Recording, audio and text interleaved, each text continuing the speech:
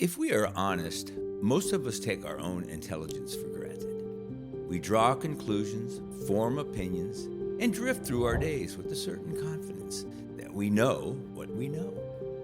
Though we rarely pause to ask how we came to know it.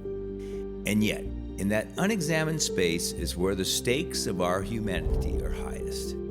For it is there, in the interior workshop of the mind, that we either learn to discern truth or leave ourselves open to being carried off by whatever happens to be the loudest, angriest, or newest.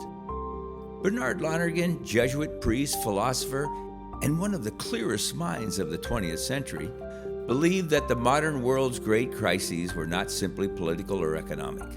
They were cognitional. Lonergan came to this conviction firsthand. As a young Jesuit studying in Rome in the 1930s and later teaching through the 40s, he watched Europe succumb to ideological fever. Mussolini's parades rattled the windows of the very classrooms where he pored over Aquinas. The Spanish Civil War led to Franco's dictatorship. And Germany, cultured, philosophical, musically gifted Germany, marched itself into the abyss behind Adolf Hitler. Across the continent, socialists and fascists hurled accusations at one another, each convinced that their brand of ideology could save society. Ordinary people who might have been our neighbors, opted for slogans over reason, loudness over truth, and expediency over wisdom. What Lonergan saw was not merely political collapse, but the collapse of intelligence into ideology.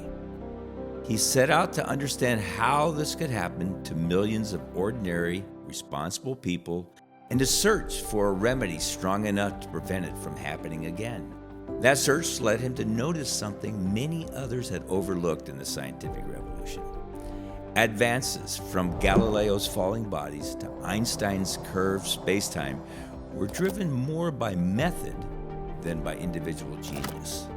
The scientific community, beginning in the mid-16th century, was developing and adopting what later came to be known as the empirical method. Attend carefully to the data, search for a unifying insight that made sense of it, examine and test that insight with rigor, and then judge honestly whether it was true. There was nothing mystical about it.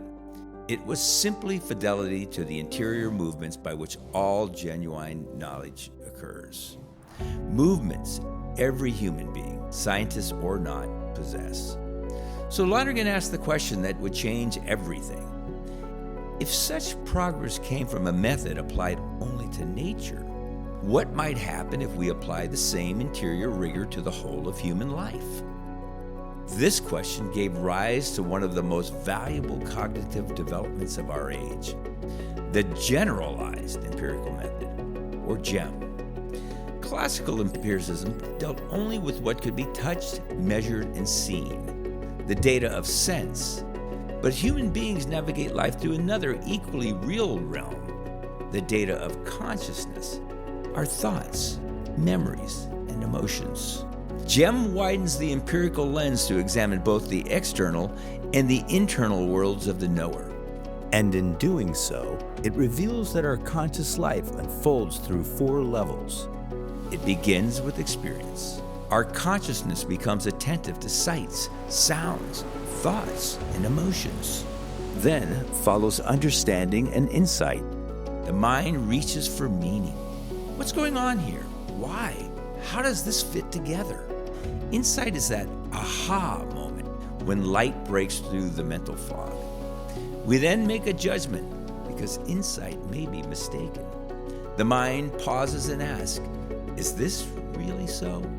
If the answer is maybe, or I'm not sure, then there's either more data to gather, more deliberation needed, or both.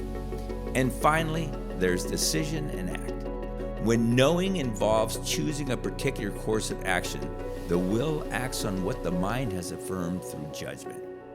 These 4 steps, Lonergan recognized, are the native virtues of every human mind.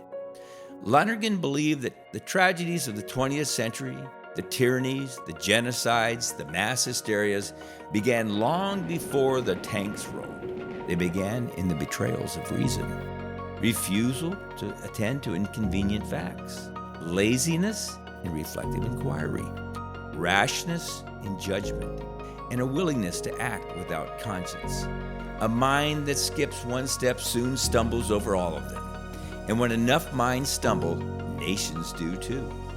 This was true in the 1930s. It remains true now. Lonergan's work was forged in a century that lost its bearings. And though our circumstances differ, the parallels are close enough to give any thoughtful person pause. Today, we are surrounded not by a shortage of information, but by an excess of it.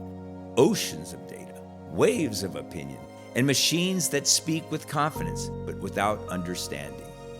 In such a moment, Lonergan's voice returns with unexpected urgency.